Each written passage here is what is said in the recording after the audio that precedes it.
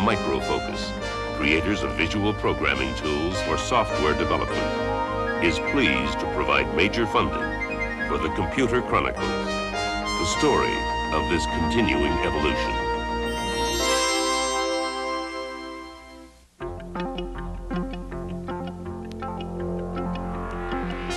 Welcome to the Computer Chronicles. I'm Stewart Cheifet, and this is Gary Kildall.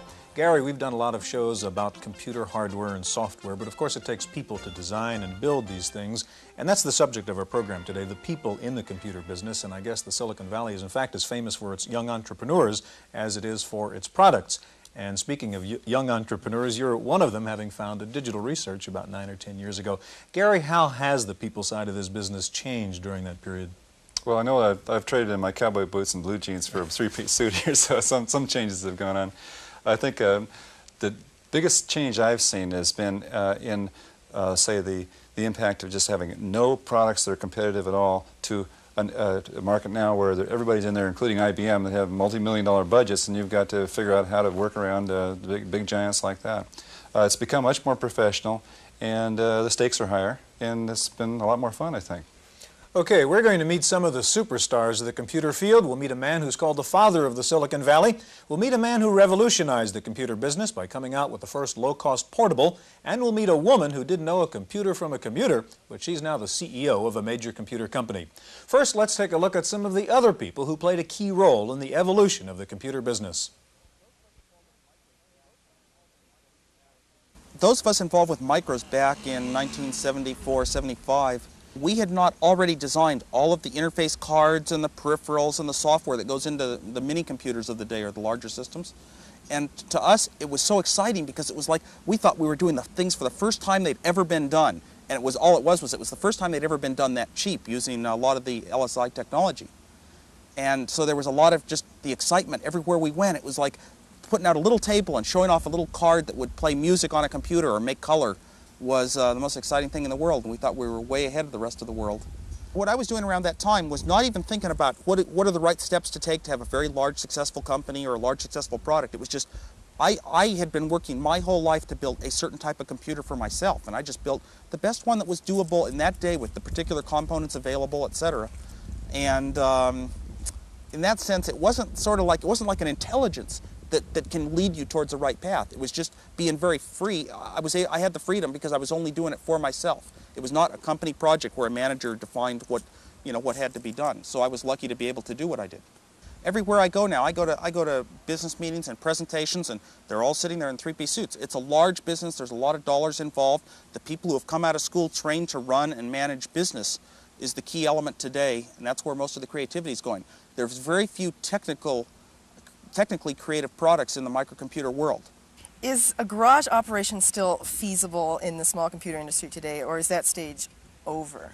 Well, that stage is pretty much becoming over for hardware. It used to be people could quickly manufacture some simple little PC boards on a small budget, get an ad in a little hobbyist magazine and start selling a bunch of them. And so very small entrepreneurships, thousands of them sprung up, many of them centered around Apple. That was probably the biggest direction to go.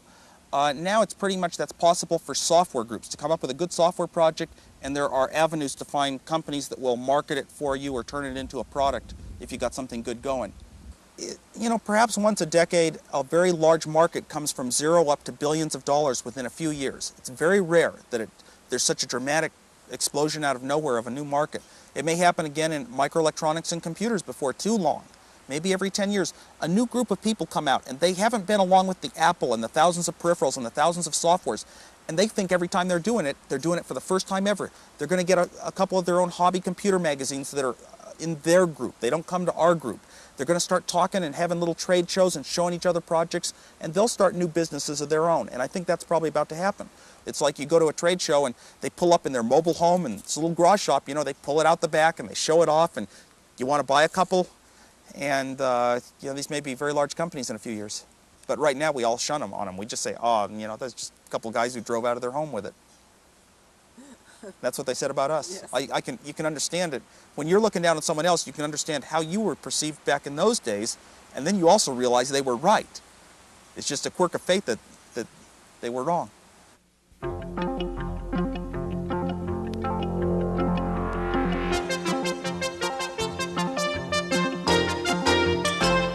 the computer industry is quite young and heavily dependent upon technology, it is the people who make it grow.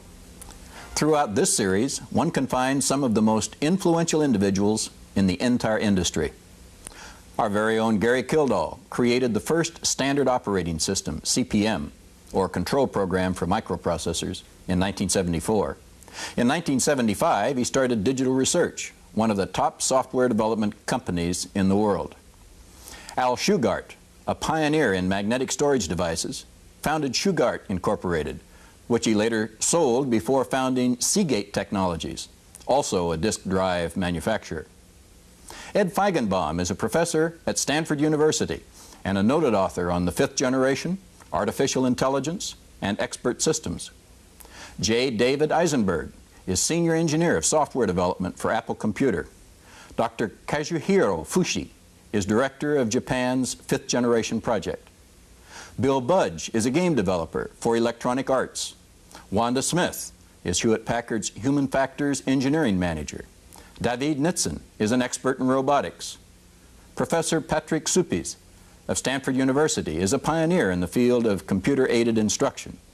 Dr. Roger Summit founded Dialog, one of the original online databases.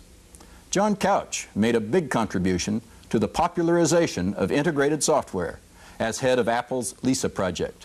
Michael Arendt is a commercial artist who uses a computer as a design tool. Stanford University professor John McCarthy developed Lisp as a fundamental language for artificial intelligence work. And of course, there are many more. It should be noted that the computer industry is made up of many different kinds of people, performing many different functions. In our next segment, we'll meet some more fascinating people. So let's go back to our program.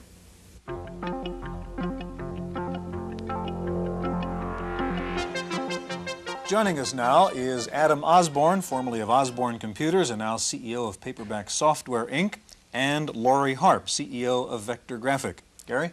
You know, Adam, you and Laurie have been in this business for a long time, as long as I have. In fact, I remember you when we were at Intel, we were working on some documentation together, and that must have been in '73. That's right. Yes. And I know that a lot of viewers probably have some questions about, you know, is it possible really to get into this industry now, or has it been completely dominated by companies like IBM and Tandy and so forth? Is there a place for a young inventor to really make his mark? Well, I think that all depends really in what area. If you want to build a microcomputer, it's probably not a good idea at this point because it's going to be the clash of the titans now. There's nothing high-tech about microcomputers anymore. It's very simply, you know, it's like building a washing machine or a refrigerator, quite honestly. It's the economics of volume and reliability, and that's it. That's the end of it. If, on the other hand, you want to go into some other area, good grief, you know, there's probably more opportunities today than there's ever been. It's just that you're better off building razor blades rather than razors. If the opportunities are not in computers, where are these areas in which there are opportunities? Peripherals, add-ons, software. You know, you can make a lot of money with extra cards that'll fit into a popular computer, attachments, peripherals, particularly the software industry. Now, it's very much in its infancy right now. The organization and methodology is going to undergo massive change, but on the other hand, there will be probably 10 to 100 times as much software sold every year, 5 or 6 years from now, as there is now. Obviously, that's hypergrowth. Obviously, that's where there are the opportunities. Adam, you talked about the titans, by the way. Who do you see as the titans right now? Well, IBM's obviously there. I'm quite certain that AT&T are going to come in to challenge them in a big way, and there will be one or more Japanese companies that come in as well, and they're going to dominate the market. Laura, you are in the business of making computers now. Do you agree with Adam's perspective? Yes, I would say, you know, what he said is pretty accurate. And to just go back to your first question, is it possible for companies to get started today? I think the costs involved are going to be prohibitive. When we started our company, you know, you could do it with $5,000, a lot of sleepless nights, and you would be rolling. Today, that's an impossibility. I mean, capitalization has to be several $1 million, and you still, I don't think, have enough money to really get enough critical mass in short enough of a period of time to, to be one of the contenders. But the peripheral market, and I think especially in the area of communications, is going to be extremely significant to make add-on devices that link the kind of systems that have been installed to, together. When you talk about communications, you mean like communications with the source or CompuServe and hooking small computers up with... yes, that's part of it, right. I think another important point is that large companies, the Titans, really only get into an area of software or hardware when it's been proven to be successful. IBM is a good example of that. Oh, absolutely. And the small garage shop operations have opportunities where the large company is just not willing to put the effort. Yeah. And so those are the spin-off areas that I think that will be... There's also price consideration as well. When people are talking about investing thousands of dollars, they tend to be very careful about where they're buying because it's an investment. When they're buying a $50 product, or even up to maybe sometimes a couple of $100, they say, what the heck? If it doesn't work, I've learned something. That's why a lot of these very inexpensive computers sold as well as they did later just to collect dust. There never will be an IBM in software, for example, because you're now eventually you'll be dealing with $50 products. And there's the vicariousness of human nature. Everyone's going to want to buy that little something different. And it's only a $50 investment. That's where a lot of the real inventors are going to show up, would be in the software area. Right. There's a comment you just made about the number of small computers that are gathering dust. Do you have any just ideas of what you think the number of, or the percentage, say, of personal computers that, let's say, below the $1,000 mark, that are actually being used productively, in, say, a home or... I would say probably 50% are catching dust. I have no way to totally substantiate that because I don't think a lot of research has been done on non-utilization of computers.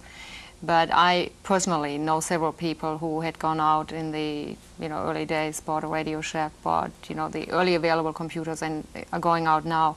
They bring them home, and they really suddenly realize they don't have quite the need they thought they had for a system. I would say probably 50%. I don't know if you agree with that, Adam, but... Well, we've done a little bit of research in this area. It does tend to vary quite a lot by brand. The ZX80 and ZX81, probably more than any, are now collecting dust, simply because they were bought initially by people who just wanted to find out what a computer was all about, and they spent $100 doing it. So that it served its purpose, so the fact it's collecting dust is no longer an indictment of the product. The Commodore 64, we find, more than any is collecting dust, and that's a lot of it to do with reliability problems where people just say, they're just not going to get it fixed when it stops working. It only costs $200 in the first place. It seems like a lot of the inventiveness that's going to go into software is really going to be around products that really make personal computers are useful in the home and take them out of the closet. Well, if they haven't been purchased yet, but actually make when they come into a home that they're actually used in a way that's productive. Is that a concern of the industry, Adam? You suggested, well, it doesn't matter, something like the Sinclair. Well, it served its purpose. Or are people in this industry concerned about making sure that I assume you want people to use these products, because then they'll go out and buy the peripherals and buy the software and so on.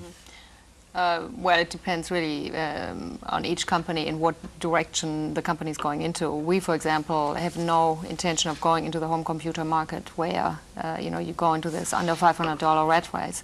I mean, the economies of scale in manufacturing companies such as ours can never accomplish that. So, from my vantage point, it's not an area I'm interested in. I mean, anything under $3,000 is, an absolute no. For our company. We hear about the falling out that is starting to take place and will take place in the computer field, and Adam, people cite your company as one of those examples. Is that, in fact, something that has to happen and is going to happen? Well, Osborne Computer's failure was nothing to do with falling out. It was nothing to do with industry competition or collapse. The company, plain and simple, committed suicide. All I will say about it right now is that everything you have read in the paper you can hit the reset button on because it's not right. This is not yet the right time for me to say what really happened, so I'm not going to. So you don't, Adam. That's right. No, but very specifically, your answer is partially yes and partially no. If IBM were not consuming 70% of the market, which they are right now, today. You know, the numbers that you read about are actually inaccurate. IBM dominates the market far more than any of the statistics you read. What I like to say, you know, I've said before, is that IBM is one, there is no second. You know, after IBM, it picks up again at somewhere like 5th or 6th. You know, if they weren't there, clearly a lot of other people would be able to do a lot better. But on the other hand, if you take 30% of the market, it is so huge that it will support an awful lot of people who are selling 3, 4, 5, 10,000 computers a month. Sure, there'll be a shakeout, but then, you know, there's been a shakeout in the hardware industry. Gary, you remember a lot of the early companies. Where's IMSI? You know, where's MIPS? Yes, I mean, it's been going on for years. It's nothing new. Okay, you mentioned IBM, and of course IBM is a key player. We're going to soon meet a gentleman who played a key role at IBM and in the IBM competitors. That's coming up in just a moment.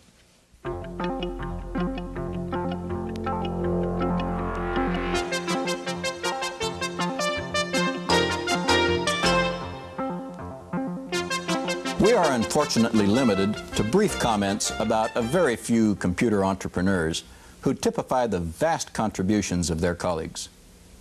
But we can't leave this subject without one more example, that of the original Silicon Valley garage-based startup, Hewlett-Packard.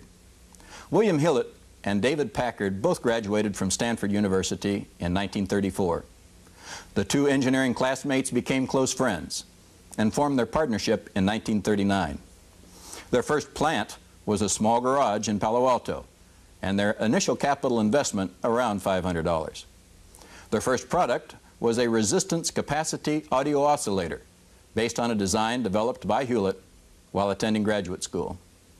Hewlett-Packard has grown to be a major designer and manufacturer of computers and computer peripherals, test and measurement instruments, handheld calculators, electronic components, medical electronic equipment, and instrumentation for chemical analysis. The company employs about 70,000 people worldwide, with annual sales between $4 and $5 billion. Packard and Hewlett have been extremely influential in the industry, and both remain active in the company as chairman of the board and vice chairman respectively. We'll meet Gene Amdahl in our next segment, so let's get back to our program.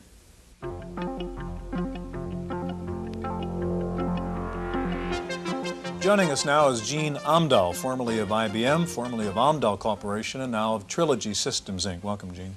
Gene, I think it's very interesting to have your perspective on IBM and the IBM PC lookalikes that have come out here, because you've been, if there's anybody that's been working with following IBM and trying to get at that customer's base, it's been Amdahl. And so what is your feeling about the IBM PC clones or the lookalikes? Can they be successful? Well, I'm not as familiar with the PC area as I am with the large computer area, but I am quite familiar with IBM, and their pattern really hasn't changed over all of the years that I've known them.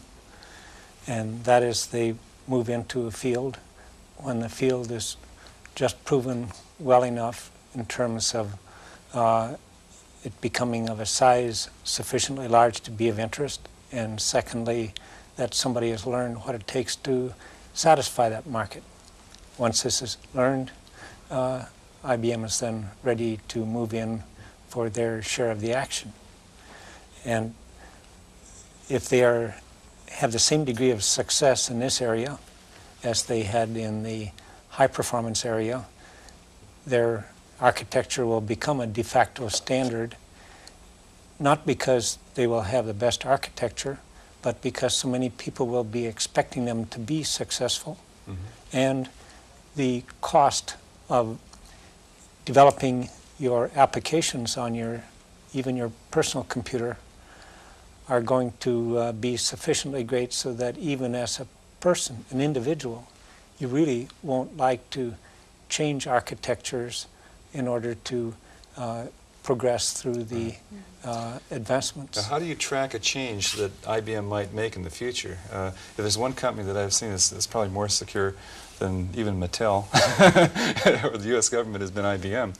And how do you when you stock up your large inventory, how do you take care of that transition IBM might make, say, in a moment's notice? Well, you can't do it perfectly, but if you are in a portion of the field where the technology or certain functional limitations have formed the boundary of where you could go, as those possibilities get moved forward, then, or as you expect them to be moved forward, you can expect that the offerings by IBM are most likely going to move in that direction. Mm-hmm. Okay, and so you sort of indicators of what's going on, right? Laurie, I know that you've been involved very closely with the whole industry as it's switched toward IBM hardware. What are your feelings about the PC clones?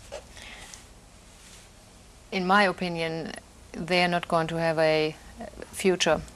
I think right now they're enjoying a tremendous wave because of the inability of IBM to deliver in sufficient quantities. And I think most of the clone companies, if you look at them carefully, are not creating any value. They are putting hardware together, they're buying software that is available to everyone, and they're not really creating anything that makes them proprietary. Mm-hmm. And I believe that if IBM takes a different turn, a lot of the software generators will follow suit, and many of the clone companies have to protect some of their installed base, and I don't think they can turn as quickly as IBM will, because IBM will have planned this move, you know, a year or more in advance. So quite frankly, I don't think that, you know, they're going to be a long-term solution. Adam, you described earlier the computer business now is like the dishwasher business, basically, and Gene said that IBM's power is really not that it has a better technology.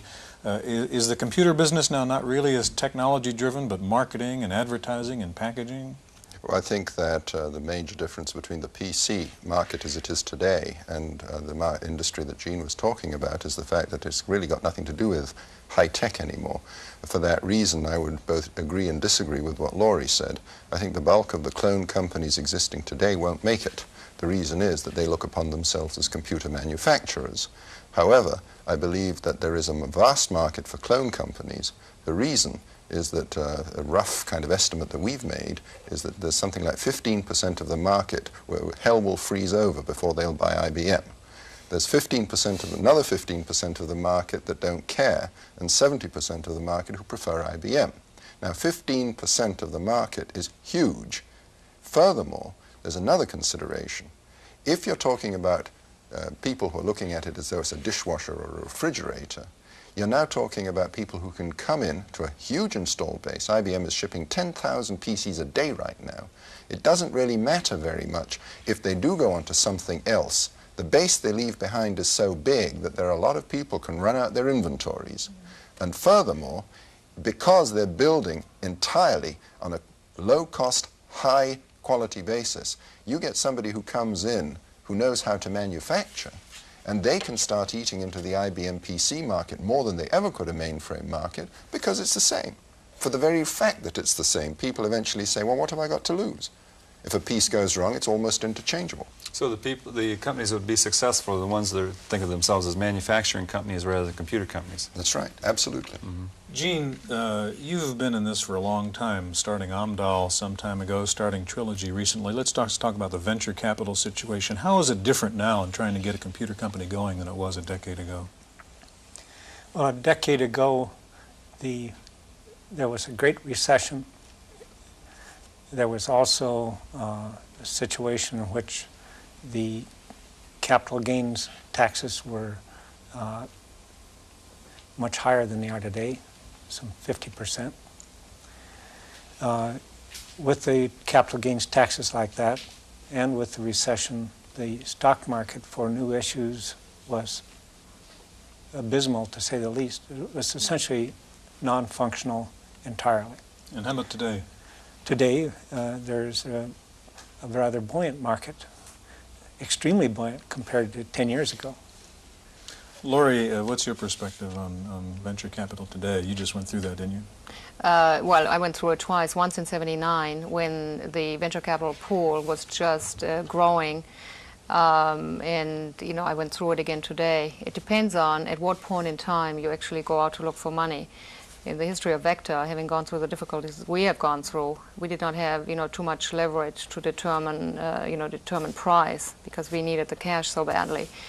But in many startup situations where, you have something that has a very good angle, you are the ones who can really, you're the one who can essentially determine price, because there are not that many good deals around, but there's a tremendous amount of venture capital available. I'm sorry we're out of time. Thanks so much, all of you, for being here with us. Thank you for joining us on this edition of the Computer Chronicles.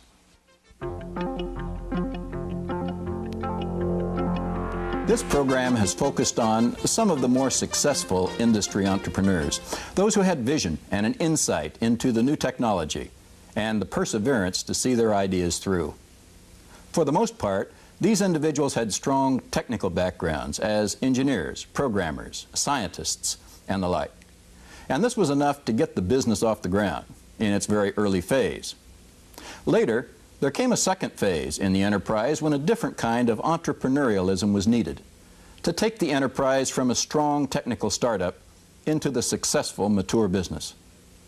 Once the ideas are formulated, the investment capital is secured, and the assembly lines are rolling, the product must be sold and serviced, and continuing return realized on the investment. That's when people with strong marketing and financial backgrounds are needed to make the company profitable. Good marketing people are trained not necessarily in high-tech or electronic fields, but in business and product marketing. As the computer industry matures, it becomes more and more like any other business, with all the various departments: design, manufacturing, marketing, sales, public relations, advertising, and the like. The only difference is the speed at which the computer technology changes, which continues to promote competition and entrepreneurialism by all participants in this dynamic field. Our next lesson covers computer security. Be sure and read Chapter 23 of your text, and I'll see you then. I'm Herb Lechner.